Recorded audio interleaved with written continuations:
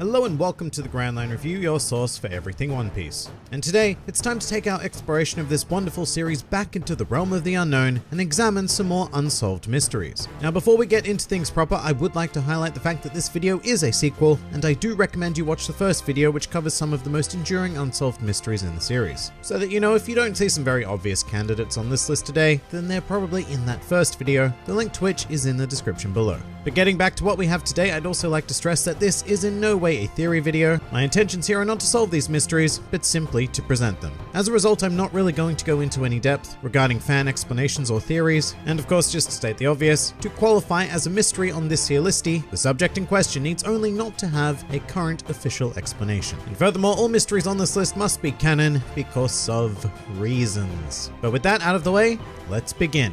Welcome to another bout of the top 5 greatest unsolved mysteries in One Piece. Number 5.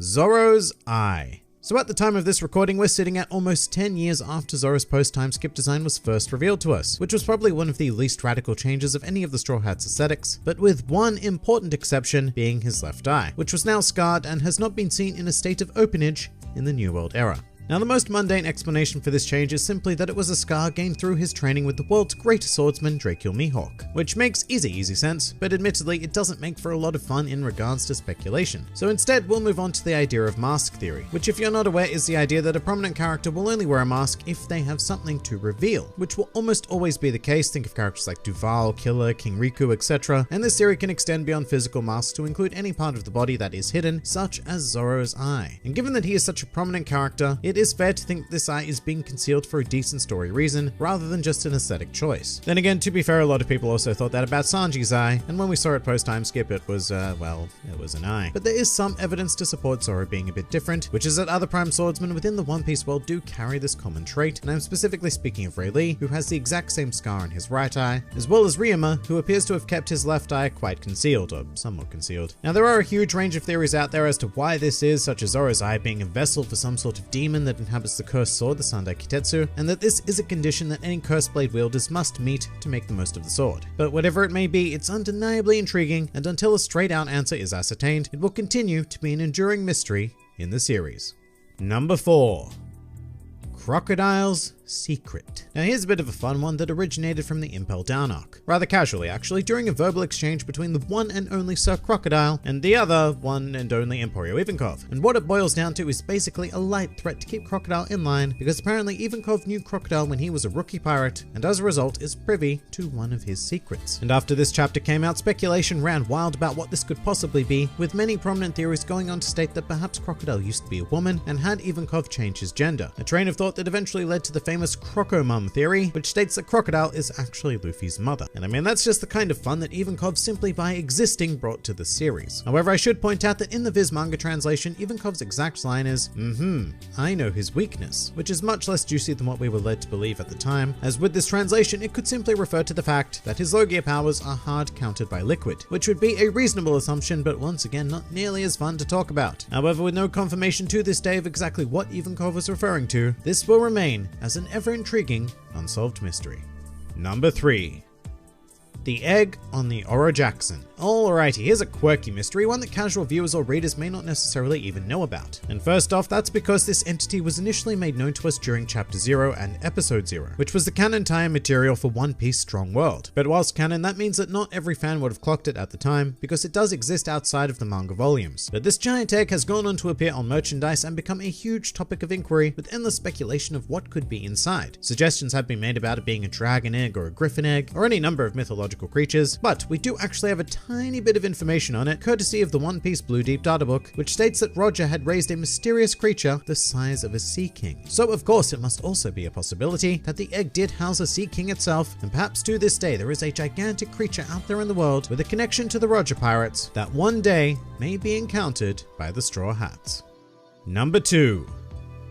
Where do devil fruits come from? Next up, we have one of the most enduring questions of the entire series, and whilst in the New World era, we have come to know quite a bit about how devil fruits operate, including their scientific effects on the beings that consume them via the manipulation of their lineage factor. However, with all of this knowledge, we are still actually no closer to discovering where devil fruits came from to begin with. Could there be some magical tree out there that grows them, or were they artificially developed by the vague power of science sometime in the past and possibly still currently? And this isn't just a mystery to us as the audience either, because seemingly the entire One Piece world is in the dark about devil fruits, to the point where it is widely believed that their powers are a curse from the Sea Devil, and in fact there are residents in areas of the world such as East Blue that don't even believe they exist at all. However, we know better, and to compound the mystery, not all devil fruit powers provide a, how shall we put this, natural effect, such as the Buki Buki no Mi consumed by Baby 5, which allows her to transform into a wide array of entirely man-made weapons, which leaves us with the thought that either the Sea Devil is on the ball enough to keep up with modern developments in human warfare, or there is something more to this than meets the eye. However, until this meeting of eyes occurs, it will continue to be one of the greatest unsolved mysteries in the series, but probably not greater than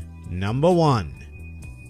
What is the One Piece? Now this seems like a bit of an obvious one, so obvious in fact that it begs the question why it wasn't on the original top 5 unsolved mysteries list, and my reasoning for that is fairly simple, as despite it being the mystery that the entire premise of the series is based on, in truth, whatever the One Piece itself just so happens to be doesn't really matter in the end. The point of setting out to find it, according to our protagonist Luffy, is to become the Pirate King, and more importantly, have a great adventure of freedom, and that mindset really has imprinted on me during my time with the series. As it stands, I really don't care what the One Piece ends up being, nor does the main character, and as such I deemed it to be a less important mystery than the ones I initially featured, and quite possibly even the ones I featured on this list here today, because the main difference between this and them is I want to know the answer to each and every one of those mysteries. And I guess a lot of that may also be active denial in wanting to know the answer as to what the One Piece is, because the day that we discover the answer to that particular mystery is the day that we'll know for sure that the series is within its final chapters, which after following it for so long, oddly enough isn't a reality that I'm looking forward to. However, this time around I simply cannot deny the presence of the One Piece on this list, because this one question is why we began this journey over 2 decades ago. It is the original mystery from which all of these other tantalizing enigmas spawned, and thus it reigns supreme here today.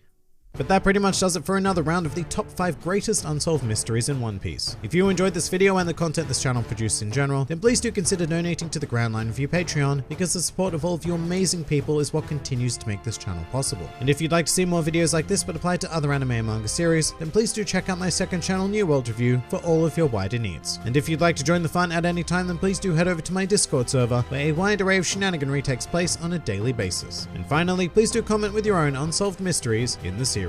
This has been the Grand Line Review, and I'll see you next time.